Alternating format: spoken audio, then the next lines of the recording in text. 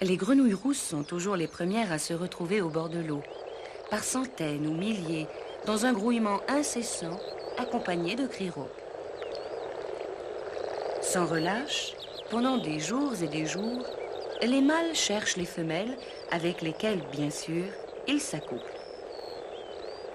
Puis, peu après, les femelles pondent leurs œufs dans l'eau. Chacune en fait quelques centaines, agglutinées en paquets gélatineux, flottant entre deux eaux avant de se déposer au fond. Les crapauds arrivent au même endroit, un peu plus tard, et s'accouplent de la même manière. Les œufs, par contre, sortent de la femelle en longs chapelets de grains noirs que celle-ci entortille dans la végétation en nageant comme des guirlandes de Noël. À partir de cet instant, œufs de crapaud et œufs de grenouille sont laissés à l'abandon et se développent tout seuls, de la même manière. Chaque œuf, c'est-à-dire chaque petit point noir, est entouré d'une couche gélatineuse et transparente qui le protège. Quelques jours plus tard, le petit point noir a changé, car la vie est là. Il n'est plus rond du tout et prend une autre forme. À l'abri dans sa capsule, il s'est transformé en embryon, capable déjà de gigoter à l'intérieur de son étroite prison. Plus tard encore, l'embryon devient larve et parvient, à force de contorsion, à s'extraire de la masse des œufs.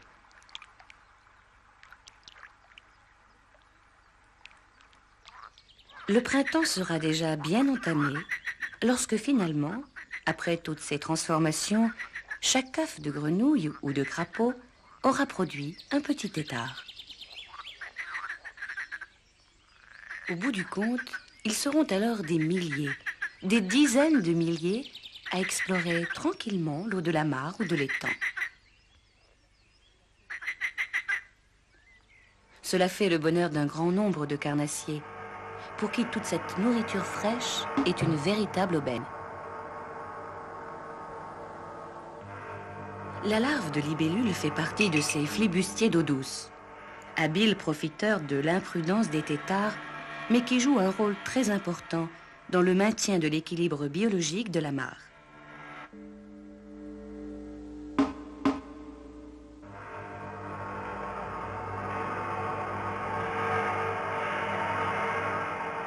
Ainsi, une bonne part des têtards nés chaque année passent de vilains trépas dans les griffes, la gueule ou les pinces de toutes sortes de prédateurs.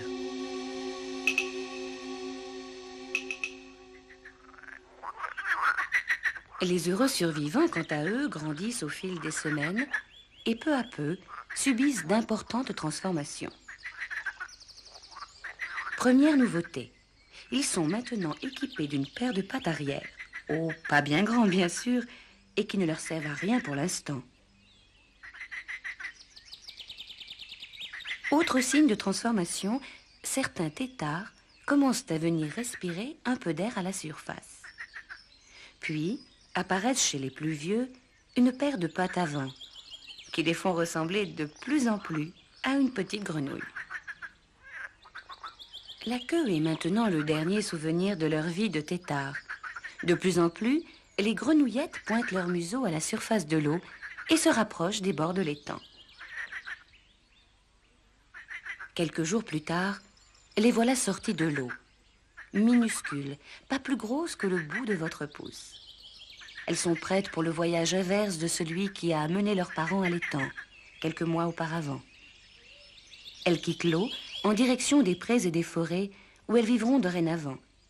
Rude aventure où 1000 pièges les attendent encore.